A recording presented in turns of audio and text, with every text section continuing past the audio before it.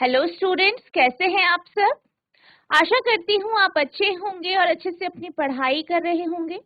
मैं मोनिका रावत आपका स्वागत करती हूँ आईसीटी वर्चुअल क्लासरूम देहरादून में। बच्चों, आज हम क्लास 12th का जो आपका सब्जेक्ट है फिजिक्स, उसका सेकेंड चैप्टर को कंटिन्यू करेंगे।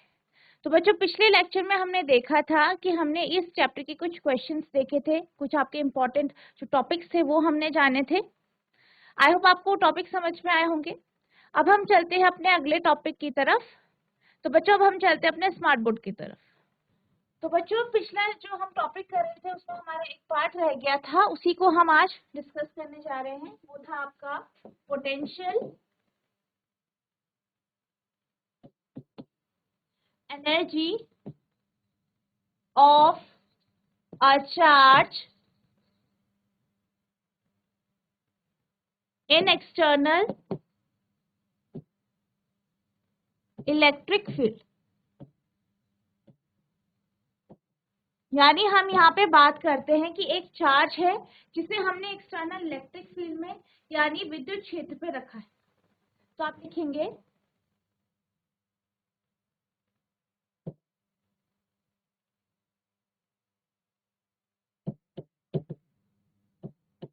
स्थितिज ऊर्जा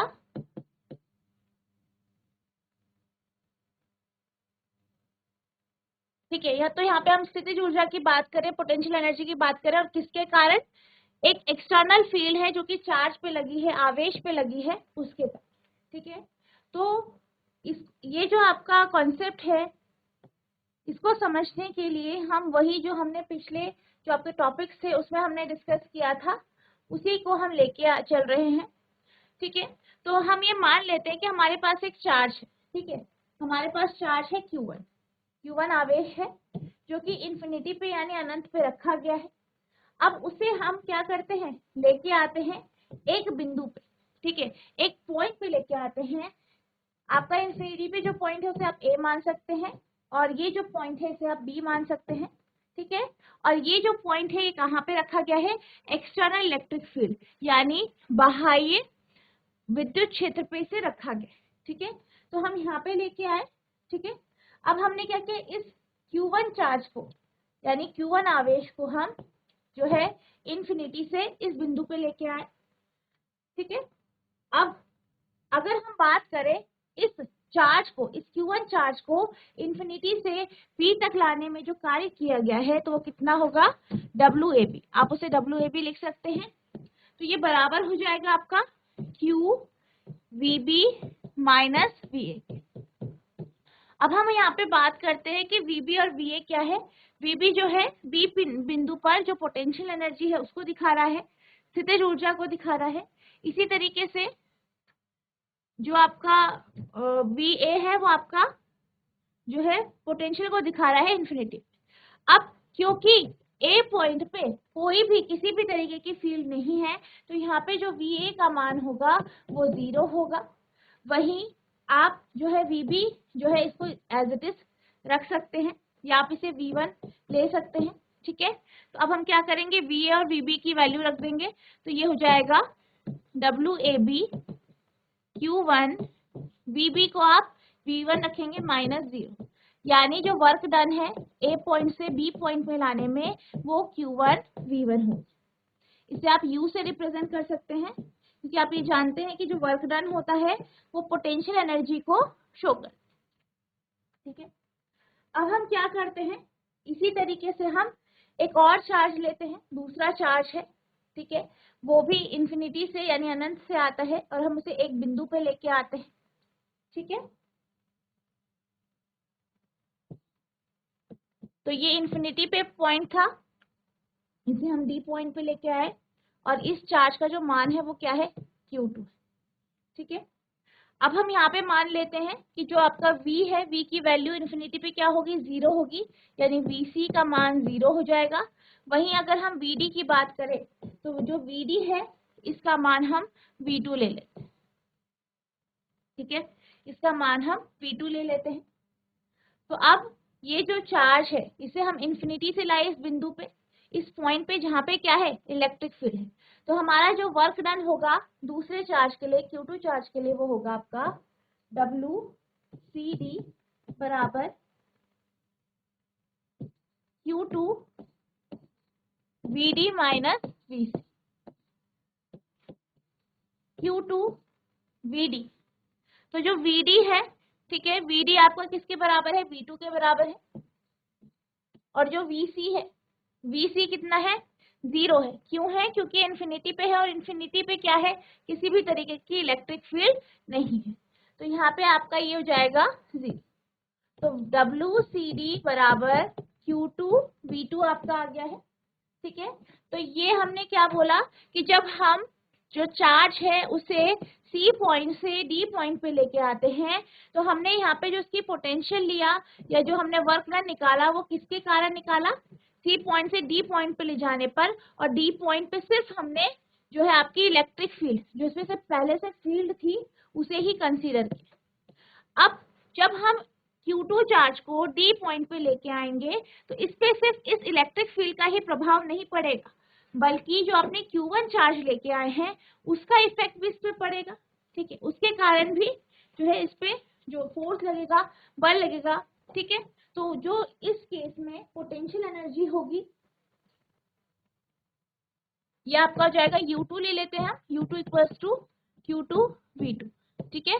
अब इसी तरीके से अगर हम बात करें U डैश की, इसे हम U डैश ले लेते हैं, सेकेंड केस में ही होगा ये U डैश, ठीक है। तो U डैश जो है, हम Q2 पर जो चार्ज है, Q1 चार्ज है, उसके कारण जो उसमें पोटेंशियल एनर्जी होगी, जो वर्क डन होगा, उसके बारे में हम बात करें। तो इस केस में इसको आप ले सकते हैं WCD डैश, तो ये हो जाएगा आपका बराबर K Q1 Q2 upon R12। और यहाँ पे जो R12 है, वो हमने Q1 और Q2 के बीच की दूरी को हमने R12 लिया है, ठीक है। तो ये आपका Q1 Q2 के बीच की जो दूरी है, वो क्या है, आपकी R12। तो ये क्या हो गया, ये जो वर्क आया, जो ये वर्क आया, जो वो किसके कारण हुआ, Q1 चार्ज का जो इन्फ्लुएंस पड़ा, प्रभाव पड़ा Q2। अब अगर हम सेकंड केस की बात करें, तो सेकंड केस जो सेकंड चार्ज है, उस पे उसका जो टोटल वर्क डन होगा, ठीक है, total work done W dash ले लेते हैं। तो ये हो गया आपका U2 प्लस U डैश, यानी Q2 V2 plus K Q1 Q2 upon R12, ठीक है। अब इस केस में अगर हम टोटल वर्क डन देखें, तो टोटल वर्क डन हो जाएगा आपका W equals to WAB plus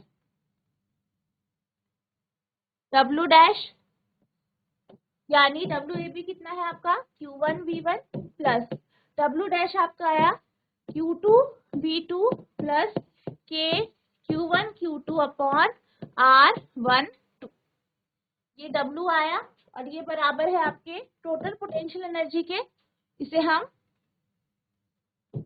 जो है U से रिप्रेजेंट कर सकते हैं, capital U equals to Q1 V1 plus Q2 V2 plus K Q1 Q2 upon R12। तो ये आपका जो है वैल्यू आ गई है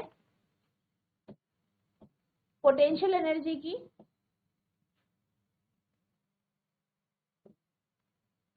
पोटेंशियल एनर्जी की वैल्यू आ गई है, ठीक है। तो ये इसकी पोटेंशियल एनर्जी की वैल्यू आ गई है, जो किसके कारण हुआ है, इलेक्ट्रिक फील्ड में जब आप किसी भी चार्ज को रखते हैं, उसके कारण जो पोटेंशियल एनर्जी है वो क्या होगी, वो इस तरीके से आपकी आई होप आपको ये समझ में आया होगा।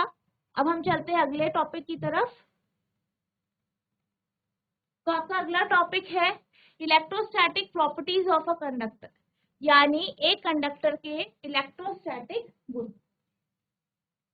तो यहाँ पे हम बात करते हैं कि जो आपके कंडक्टर्स होती हैं, उनकी इलेक्ट्रोस्टैटिक, यानी जो आपका वैद्युत स्थितिकी है, उसकी जो प्रॉपर्टी है, उसके जो गुण हैं, वो क्या होते हैं। तो सबसे पहले अगर हम कंडक्टर की बात करें तो कंडक्टर क्या होता है, आप ये जानते हैं कि जो कंडक्टर्स होते हैं वो, उसे हम क्या कहते हैं हिंदी में, चालक कहते हैं। तो चालक क्या होते हैं, चालक वो जो है वो पदार्थ है जो इलेक्ट्रिसिटी को फ्लो करते, जिससे इलेक्ट्रिसिटी फ्लो होती है। तो बेसिक मतलब क्या है, यहाँ पे इलेक्ट्रॉन मूव करता है, ठीक है। तो यहाँ पे जो आउटर मोस्ट शेल होती है, जो एटम होता है उसकी जो बाहरी शेल होती है, वहाँ वो जो इलेक्ट्रॉन होता है वो लूजली बाउंड होता है और वो इजीली सरफेस में मूव कर सकता है। तो वो सरफेस में मूव कर देता है, उसकी प्रॉपर्टी होती है, जिस कारण वो क्या करता है, इलेक्ट्रिसिटी को फ्लो करने में मदद करता है, ठीक है। तो अब हम बात करते हैं कि कंडक्टर्स क्या होते हैं और इसके जो इलेक्ट्रोस्टैटिक गुण हैं या फिर प्रॉपर्टीज हैं वो क्या क्या है। Conductor contain mobile charge carrier. अब जैसे कि मैंने आपको बोला कि जो कंडक्टर होते हैं, कंडक्टर में क्या होते हैं, इलेक्ट्रॉन जो है, जो आउटर इलेक्ट्रॉन होता है वो लूजली बाउंड होता है, वो इजीली किसी को भी वो इलेक्ट्रॉन दे सकता है।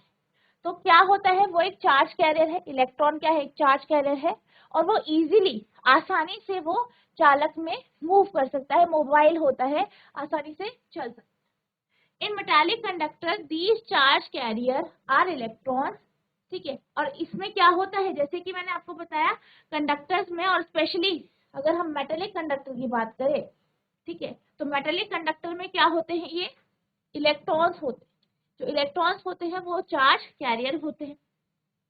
इन a metal outer valence electron part away from the atom and are free to move।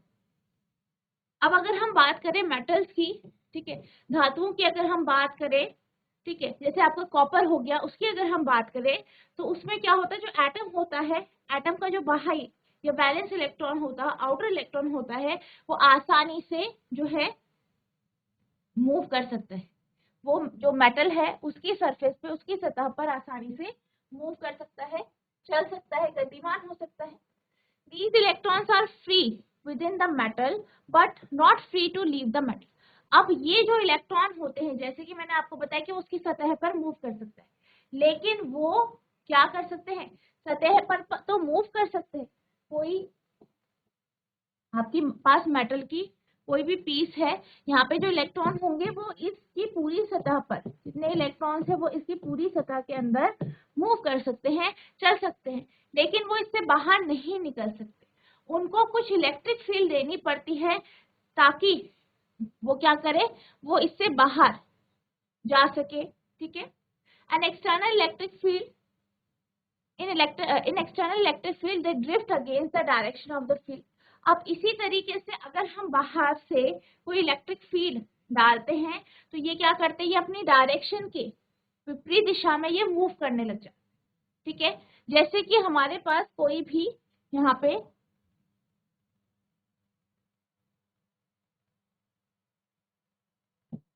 हमारे पास ये मेटल है, इस पे हमने क्या किया, इलेक्ट्रिक फील्ड लगाया, ठीक है। तो इलेक्ट्रिक फील्ड, पहले इलेक्ट्रॉन क्या कर रहे थे, इधर की तरफ ड्रिफ्ट कर रहे थे, मूव कर रहे थे। अब क्या हुआ, हमने दूसरी डायरेक्शन में जो है फील्ड लगाई, तो आपके जो इलेक्ट्रॉन है वो फिर जो है दूसरी दिशा में मूव करने लगे, यानी क्या होता है, ये अपनी ड्रिफ्ट के अगेंस्ट जो है चलने लग जाता है। The positive ion made up of nuclei and the bound electron remains held in their fix position. और जो इसकी जो न्यूक्लियाई होता है, यानी जो एटम है, एटम की जो न्यूक्लियाई है, ठीक है, आप जानते हैं ये बहुत सारे एटम से मिलकर बना है, तो इसका जो न्यूक्लियाई होता है वो उसी जगह पर रहता है, और जो इलेक्ट्रॉन बाउंड होते हैं, यानी जो अंदर वाले इलेक्ट्रॉन होते हैं, वैलेंस इलेक्ट्रॉन नहीं होते, वो भी अपनी जगह पर रहते, लेकिन क्या मूव करता है, चार्ज मूव करता है, यानी जो इलेक्ट्रॉन है वही मूव करता है। In electrolyte conductors the charge carrier are both positive and negative. इसी तरीके से अगर हम इलेक्ट्रोलाइट कंडक्टर की बात करें तो इसमें जो चार्जेस होते हैं, आवेश होते हैं, वो पॉजिटिव और नेगेटिव दोनों होते हैं। कंडक्टरों में मोबाइल चार्ज वाहक होते हैं, धायित्व चालकों में ये आवेश वाहक इलेक्ट्रॉन होते हैं। एक धातु में बाहरी वैलेंस इलेक्ट्रॉन अपने परमाणुओं से अलग हो जाते हैं और गति करने के लिए स्वतंत्र होते हैं। ये इलेक्ट्रॉन धातु के भीतर मुक्त होते हैं, लेकिन धातु को छोड़ने के लिए स्वतंत्र नहीं होते। बाहरी विद्युत क्षेत्र में वे क्षेत्र की दिशा के विरुद्ध बहाव करते हैं। नाभिक और बंधे हुए इलेक्ट्रॉनों से बने धनात्मक आयन अपनी निश्चित स्थिति में बने रहते हैं। इलेक्ट्रोलाइट कंडक्टर में आवेश वाहक धनात्मक और ऋणात्मक दोनों आयन होते हैं। अब हम बात करते हैं जो आपके इलेक्ट्रोस्टैटिक प्रॉपर्टीज होती है कंडक्टर की, उसकी, यानी कंडक्टर के इलेक्ट्रोस्टैटिक गुणों के बारे में हम जानते हैं। तो पहली प्रॉपर्टी है the electrostatic field is zero inside a conductor. किसी चालक के भीतर वैद्युत क्षेत्र शून्य होता है। तो हम मान लेते हैं कि हमारे पास एक कंडक्टर है और इस प्रॉपर्टी के अकॉर्डिंग जो इसका अंदर का हिस्सा होता है, यहाँ पे जो इलेक्ट्रोस्टैटिक फील्ड होती है वो क्या होती है, आपकी जीरो होती है। ठीक है, वो जीरो होती है। तो बेसिकली क्या होता है, अगर हम कंडक्टर की बात करें तो कंडक्टर जैसे कि ये चार्ज्ड, ठीक है, तो इसकी जो फील्ड होती है, इसमें जो फील्ड है वो इसके चारों तरफ या जो इसके बाहरी हिस्सा है वहां पे इकट्ठा हो जाती है, एक्यूमुलेट हो जाती है इस तरीके से। और अंदर जो चार्जेस होते हैं वो इस तरीके से पोजीशन होती है उनकी कि उनका जो इलेक्ट्रोस्टैटिक फील्ड जो होता है वो जीरो हो जाए। ठीक है, inside the conductor the electron distribute themselves in a such a way. ठीक है, यानी जो कंडक्टर है, कंडक्टर के अंदर इलेक्ट्रॉन या जो भी चार्जेस हैं वो खुद को इस तरीके से जो है डिस्ट्रीब्यूट कर देते हैं, इस तरीके से वो जो है वितरित होते हैं कि the final electric field at all the point inside the conductor is zero. ताकि जो कोई भी बिंदु, अगर आप इस कंडक्टर के अंदर किसी भी बिंदु को लेते हैं तो वहां पे जो फाइनल इलेक्ट्रिक फील्ड होती है, ठीक है, जो क्या होता है, विद्युत क्षेत्र होता है, अंतिम विद्युत क्षेत्र जो होता है वो शून्य हो जाता है या जीरो हो जाता है। ठीक है, तो इस तरीके से अंदर या जो आपका कंडक्टर होता है उसके अंदर जो इलेक्ट्रॉन, जो आपके फील्ड है वो इस तरीके से डिस्ट्रीब्यूट हो जाती है कि जो इसका अंदर का हिस्सा होता है वहां पे इलेक्ट्रिक फील्ड जीरो हो जाता है। कंडक्टर के अंदर इलेक्ट्रॉन खुद को इस तरह वितरित करते हैं कि कंडक्टर के अंदर सभी बिंदुओं पर अंतिम विद्युत क्षेत्र शून्य होता है। नेक्स्ट है electrostatic field lines are normal to the surface at every point in a charge conductor. किसी आवेशित चालक के प्रत्येक बिंदु पर स्थित विद्युत क्षेत्र रेखाएं पृष्ठ के लंबवत होती है। ठीक है, तो इसको समझने के लिए मान लीजिए क्या है, कंडक्टर है। अब यहाँ पे क्या है, आप जानते हैं कि चार्ज है, ये चार्ज है, यहाँ पे चार्ज का डिस्ट्रीब्यूशन हो गया। और इस प्रॉपर्टी के अकॉर्डिंग ये कहा गया है कि जो इलेक्ट्रोस्टैटिक फील्ड लाइंस होती है वो हमेशा नॉर्मल होती है, यानी लंबवत होती है हर एक पॉइंट। तो इस तरीके से आपकी जो है हर एक सरफेस पे इस तरीके से जो है फील्ड लाइंस जो है वर्क करती है, इस तरीके से नॉर्मल होती है हर एक पॉइंट पे। ठीक है, इस तरीके से क्या होती है, नॉर्मल होती है हर एक पॉइंट। अब ये इसकी प्रॉपर्टी बताई गई है। अगर हम ये माने कि सपोज हम ये मान लेते हैं, इसको हम समझने के लिए ये मान लेते हैं कि इलेक्ट्रिक फील्ड लाइन सपोज सीधी नहीं होती है, तिरछी पड़ती है, किसी एक एंगल से पड़ती है। मान लीजिए इस पॉइंट पर, इस बिंदु पर जो फील्ड लाइन है वो सीधी नहीं है बल्कि एक एंगल में इस तरीके से बन रही है। ठीक है, या इस बिंदु पे मान लेते हैं। ठीक है, अब आप ये जानते हैं कि जब हम एक एंगल पे जो है यहाँ पे फील्ड लाइन बन रही है तो ये जो है इसको अगर हम कैलकुलेट करेंगे, अगर हम फील्ड को, इलेक्ट्रिक फील्ड को कैलकुलेट करेंगे, क्योंकि ये कैसी पड़ रही है, स्लांट पड़ रही है। यहाँ पे जो फील्ड है हमने ये माना कि एक एंगल पे पड़ रही है। ठीक है, इस तरीके।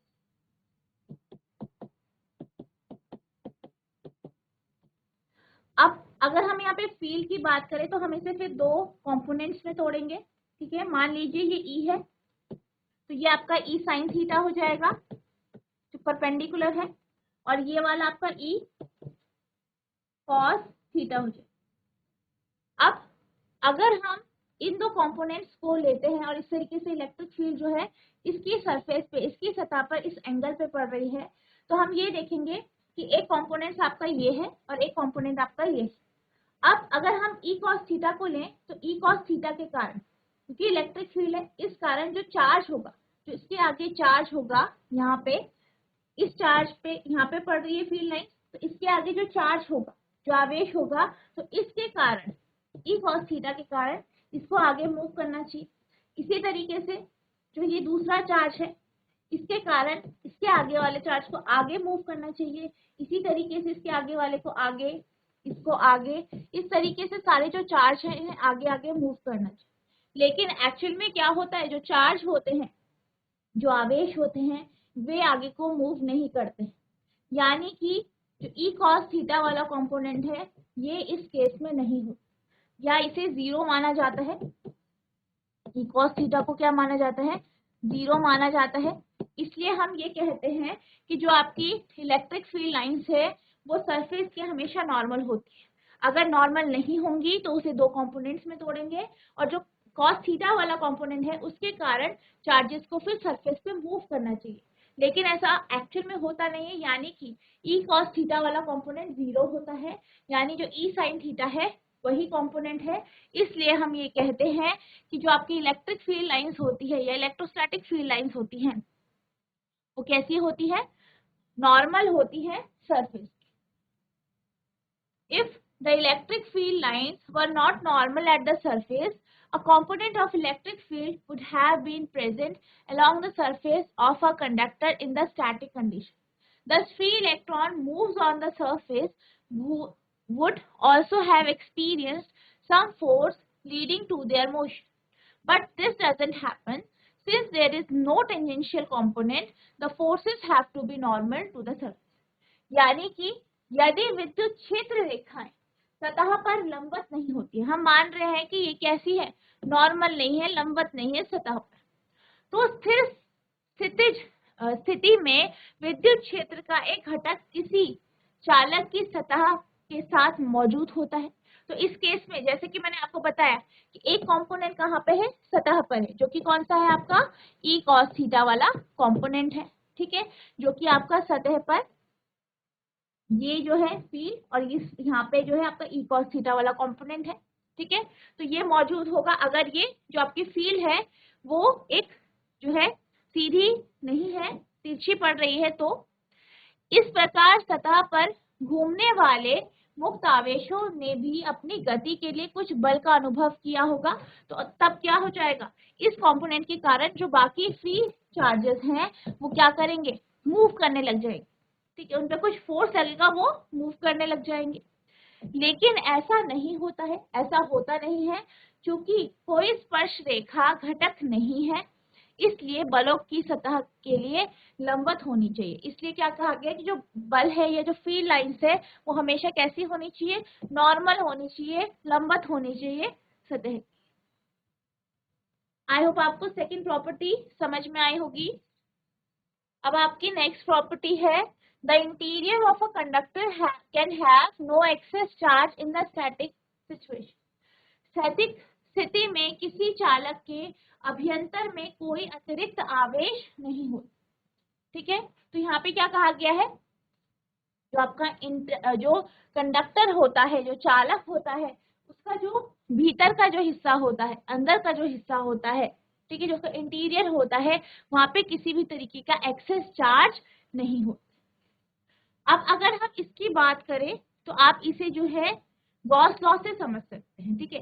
तो क्या होता है, बेसिकली हमारे पास कंडक्टर है, कंडक्टर में क्या होता है, अगर एक न्यूट्रल कंडक्टर आपके पास है, उदासीन चालक है, तो वहां पे क्या होता है, पॉजिटिव और नेगेटिव चार्जेस दोनों कैसे होते हैं, बराबर होते हैं, ठीक है, बराबर होते हैं। A neutral conductor has equal number of positive and negative charges in every small volume or surface element. When the conductor is charged, अब जब कंडक्टर चार्ज होता है तो क्या होता है, the excess charge can reside only on the surface. तो इस केस में क्या होता है, जो आपका एक्सेस चार्ज होता है वो सतह पर होता है, ठीक है, सतह पर ही रह जाता है। ठीक है। This follows the Gauss law, और ये किसके कारण होता है? गॉस लॉ के कारण होता है। Consider any arbitrary volume element V inside a conductor or closed surface as bounding the volume element V, electrostatic force is 0। ठीक है, अगर हम कोई भी कंडक्टर लेते हैं तो उसमें क्या होता है, जितना भी एक्सेस चार्ज है वो बाहर रह जाता है और अंदर का जो इलेक्ट्रोस्टैटिक फील्ड होती है वो 0 या शून्य रह जाती है। Thus the total electric flux through S is 0। इसलिए हम ये कह सकते हैं कि जो ये अंदर का हिस्सा है S जो है, इसके इस पे जो आपका इलेक्ट्रोस्टैटिक फील्ड होती है वो 0 हो जाती है। Hence by Gauss law there is no net charge enclosed by S, but the surface S can be made as small as you like, that is the volume V can be made vanishingly small। This means that there is no net charge at any point inside the conductor and any excess charge must reside on the surface। अब क्या होता है कि जो सतह होती है, जैसे कि हमने पढ़ा, जो सतह होती है सतह पे ही आपका जो है एक्सेस चार्ज होता है, अंदर क्या हो जाता है? 0 हो जाता है। और आपको सरफेस को कुछ इस तरीके से ही बनाना पड़ता है कि जो एक्सेस चार्ज है वो बाहर रहे और अंदर जो है इलेक्ट्रोस्टैटिक फील्ड 0 हो जाए। तो बच्चों, आज हमने कंडक्टर की इलेक्ट्रोस्टैटिक प्रॉपर्टीज देखी। इस टॉपिक को हम नेक्स्ट लेक्चर में कंटिन्यू करेंगे। इसके साथ साथ हमने ये देखा कि जब आप एक्सटर्नल इलेक्ट्रिक फील्ड में किसी चार्ज को लाते हैं तो वर्क डन क्या होता है। फिर अगर आप दूसरा चार्ज लेके आएंगे तो जो पहला चार्ज है उसके कारण और जो इलेक्ट्रिक फील्ड है उसके कारण उस चार्ज को लाने में कितना कार्य किया जाएगा, ये हमने देखा। आई होप आपको ये टॉपिक समझ में आए होंगे। आपको इन टॉपिक को अच्छे से पढ़ना है। इलेक्ट्रोस्टैटिक जो प्रॉपर्टीज है कंडक्टर की, ये बहुत ज़्यादा इंपॉर्टेंट टॉपिक है क्योंकि इससे कॉन्सेप्चुअल क्वेश्चंस बनते हैं। तो बच्चों, आज के लिए बस इतना ही। मिलते हैं अब नेक्स्ट सेशन में। तब तक के लिए thank you and have a nice day.